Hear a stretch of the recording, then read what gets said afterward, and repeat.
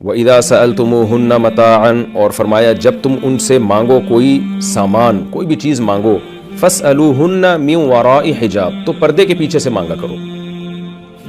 یہ چیز بھی نبی کے لیے اذیت کا ذریعہ بنتی تھی اور فتنے کا ذریعہ بھی بن سکتی ہے۔ تو یہاں ظاہر ہے امہات المومنین سے کیا دنیا کی چیز مانگیں گے، تو یہاں اس سے مراد ہے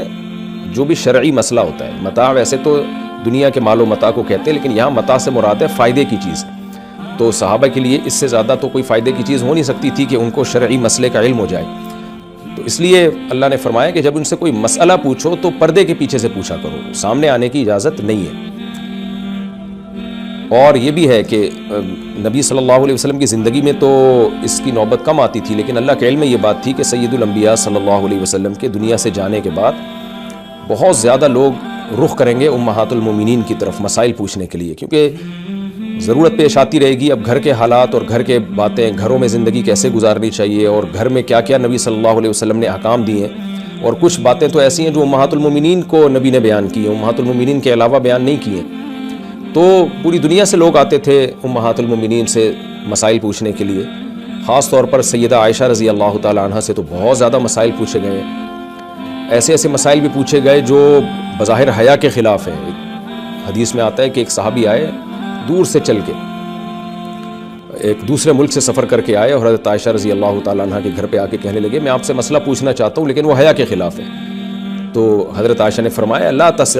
تستحی فانما انا امک، تم مسئلہ پوچھنے میں حیا مت کرو، میں تمہاری ماں ہوں۔ تو اس سے پتہ چلتا ہے کہ کہاں کہاں سے لوگ مسائل پوچھنے کے لیے آیا کرتے تھے۔ تو اس لیے اللہ نے ہمیشہ کے لیے ایک اصول اور ضابطہ بیان کر دیا کہ جو بھی آپ سے مسائل پوچھنے کے لیے آئیں گے تو فَاسْأَلُوهُنَّ مِنْ وَرَاءِ حِجَاب، پردے کے پیچھے سے ہی مسئلہ پوچھا جائے گا، سامنے آنے کی اجازت نہیں ہے۔ اور اس کی اللہ نے حکمت بیان کر دی، ذَلِكُمْ أَطْهَرُ لِقُلُوبِكُمْ، یہ تمہارے دلوں کے لیے بھی زیادہ پاکیزگی کا ذریعہ ہے، وَقُلُوبِهِنَّ، اور ان کے دلوں کے لیے بھی، یعنی پاکیزہ معاشرہ اور پاکیزہ قلوب اگر آپ چاہتے ہیں سوسائٹی میں پیدا کرنا تو پھر پردے کا نظام بہت ضروری ہے۔ آپ کہہ سکتے ہیں بھئی ایک طرف تو صحابہ کرام تھے، دوسری طرف امہات المومنین تھیں، تو ان کو کیا فتنے کا اندیشہ؟ تو اس سے پتہ چلتا ہے کہ بھئی جہاں مرد اور عورت ہوں گے تو وہاں کچھ نہ کچھ فتنے کا اندیشہ ہوگا۔ فتنے سے مراد یہ نہیں کہ خدا نخواستہ وہ کسی برائی میں پڑ جاتے، یہ طبعی میلان جو غیر فطری ہوتا ہے، غیر اختیاری ہوتا ہے، یہ طبعی میلان کو بھی اللہ نے پسند نہیں کیا۔ آپ جب غیر محرم سے بات کر رہے ہوتے ہیں اور وہ آپ سے بہت زیادہ فری ہو رہی ہے تو بعض دفعہ گناہ نہیں ہوتا، لیکن آپ کی طبیعت اس کی طرف مائل ہونا شروع ہو جاتی ہے۔ تو اس طبیعت کے مائل ہونے کو بھی اللہ نے پسند نہیں کیا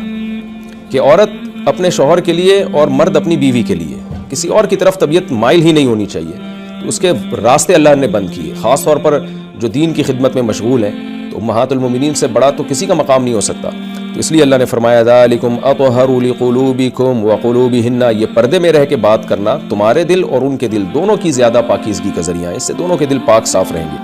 اور اس میں یہ بھی ہمیں پتہ چلتا ہے بھائی کہ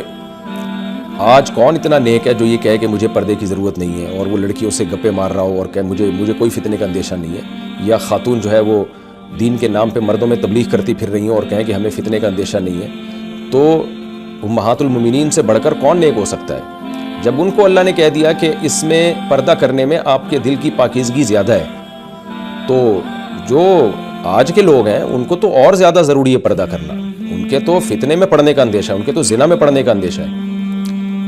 آگے اللہ نے فرمایا وَمَا كَانَ لَكُمْ أَن تُؤْذُوا رَسُولَ اللَّهِ، اور ایمان والو تمہارے لیے حلال نہیں ہے کہ تم اللہ کے رسول کو تکلیف پہنچاؤ۔ کسی بھی طرح سے اللہ کے نبی کو تکلیف پہنچانا یہ عام مسلمانوں کو تکلیف پہنچانے کی طرح نہیں ہے۔ دیکھیں کچھ حلال کام ہیں لیکن چونکہ نبی کی تکلیف کا ذریعہ ہے تو حلال ہونے کے باوجود اللہ نے ان کو حرام کر دیا، کیونکہ وہ نبی کی عظمت اور منصب کے خلاف تھے، حالانکہ وہ حلال تھے۔ جیسے امہات المومنین، ان سے نکاح کو حرام قرار دے دیا، حالانکہ جب کوئی شخص دنیا سے چلا جاتا ہے وہ کتنا ہی عظیم المرتبہ ہو تو اس کی بیوی عدت کے بعد کہیں بھی دنیا میں نکاح کر سکتی ہے۔ لوگ اپنے استاذ کے دنیا سے جانے کے بعد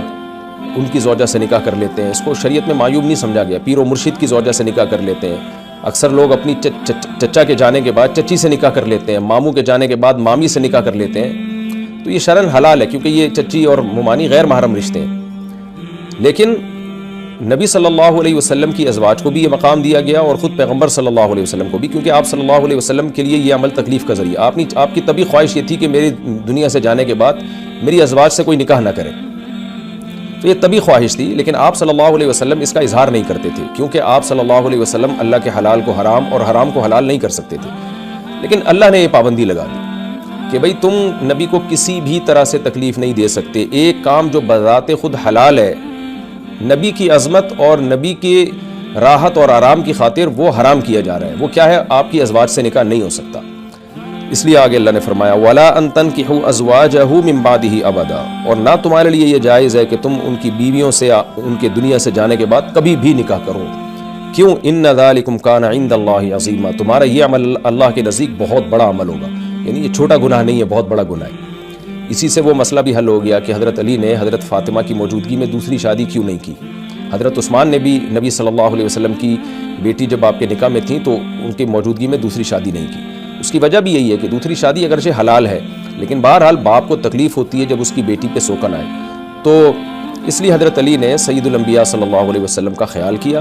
اور حضرت عثمان نے بھی خیال کیا۔ تو حضرت فاطمہ، سیدہ فاطمہ کے دنیا سے جانے کے بعد پھر حضرت علی رضی اللہ تعالیٰ عنہ نے نکاح کی، اور شہادت کے وقت آپ کے نکاح میں 4 بیویاں تھیں۔ حضرت عثمان کی شہادت کے وقت بھی آپ کے نکاح میں 4 ازواج تھیں۔ تو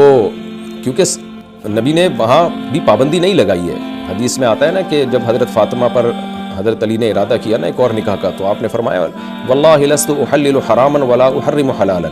اللہ کی قسم نہ میں اللہ کے حلال کو حرام کر سکتا ہوں نہ حرام کو حلال،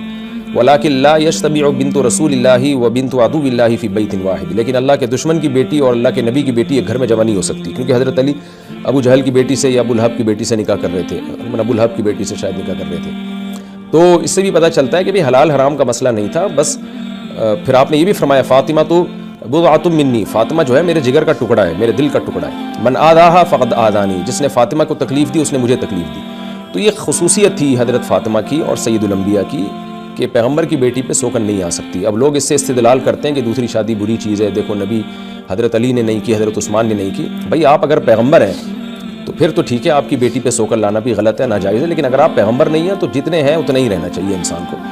جیسے کوئی استاذ ہو، پیر و مرشد ہو، اس کے انتقال کے بعد اس کی بیوہ سے نکاح میں کوئی حرج نہیں ہے، کوئی یہ نہیں کہہ سکتا کہ جی یہ تو خاندان کا بڑا تھا، اس کی بیوہ سے کیسے نکاح ہو سکتا ہے، نہ، اس میں بیوہ کا بھی نقصان ہے، نکاح سے روکنا، اور شریعت کی بھی حدود کی بھی آپ حد سے تجاوز کر رہے ہیں۔ تو پیغمبر کے ساتھ کچھ احکام خاص ہوتے ہیں، وہ پیغمبروں ہی کا خاصہ ہوتے ہیں، عوام کو یا کوئی کتنا بڑا عالم ہو، بزرگ ہو،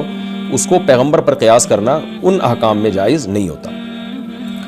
تو اس لیے اللہ نے فرمایا ان ذالکم کان عند اللہ عظیما، پہلے فرمایا کہ تمہارے لیے جائز نہیں کہ رسول کو کسی بھی طرح سے تم اذیت دو، لہذا اس کا ایک فرع یہ بھی ہے کہ ان کی ازواج سے بھی تم نکاح کبھی بھی نہیں کر سکتے۔ ان تبدوا شیئا او تخفوه فان اللہ کان بکل شیء علیما، اگر تم کچھ ظاہر کرو گے یا چھپاؤ گے تو اللہ ہر چیز کو جاننے والا ہے۔ اس آیت کا بھی شان نزول ہے، ہوا یہ تھا کہ جب اللہ نے یہ حکم دیا نا کہ جب بھی تم نبی کی بیویوں سے کوئی مسئلہ معلوم کرو گے یا کوئی بات پوچھو گے تو پردے میں رہ کے، تو آپ صلی اللہ علیہ وسلم کی ازواج بہت سوں کی چچزاد، خالازاد، ماموزاد، پھوپھیزاد بہنیں تھیں، یعنی کزنیں بھی تھیں۔ تو جیسے آج ہمارے سوسائٹی میں ایک جہالت کی رسم ہے کہ کزنیں پردہ نہیں کرتی، نہ کزنوں سے پردہ ہوتا ہے، دیوروں سے بھی پردہ نہیں ہوتا، یہ جہالت جیسے آج ہماری سوسائٹی میں پھیل چکی ہے، تو عرب میں بھی یہ جہالت تھی کہ کزنوں سے بالکل بے تکلف ہوتے تھے، جیسے آج غیر مسلموں میں تو بہت زیادہ ہے، یہ کزن کو بہن ہی قرار دیا ہوا انہوں نے، تو عربوں میں بھی یہ جہالت تھی، اس کو بہن تو نہیں سمجھتے تھے، یعنی نکاح اس سے حلال سمجھتے تھے، لیکن اس کو اس سے پردہ کو برا یعنی یوں سمجھا جاتا ہے تو خاندان کے افراد ہیں۔ تو جب پردے کی آیات نازل ہو گئیں اور خاص طور پر سورہ حجاب میں اللہ نے کہہ دیا کہ نبی کی بیویوں کو بھی حکم دیا کہ پردہ کرو، تو امہات المومنین کے جو رشتہ دار تھے نا، مرد رشتہ دار، ان میں سے بعض لوگوں کو خیال آیا کہ بھئی یہ تو ہم سے ہماری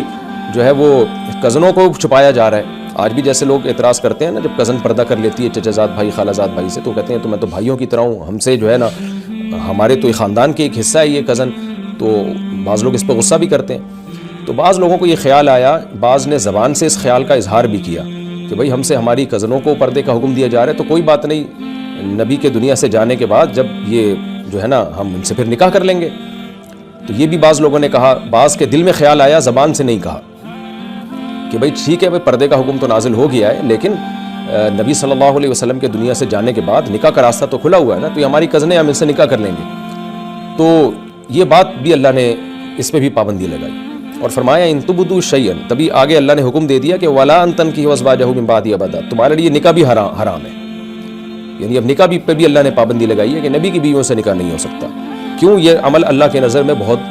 بڑا عمل ہے, یعنی یہ چھوٹی برائی نہیں ہے, بہت بڑی برائی ہے, کیونکہ پیغمبر کی بیویوں کو پیغمبر کی وجہ سے بہت بڑا مقام ملا ہے. اب وہ امت کی مائیں بن چکی ہیں, ظاہر ہے جس کو ماں کا درجہ دے دیا گیا ہو اب وہ بیوی نہیں ہو سکتی.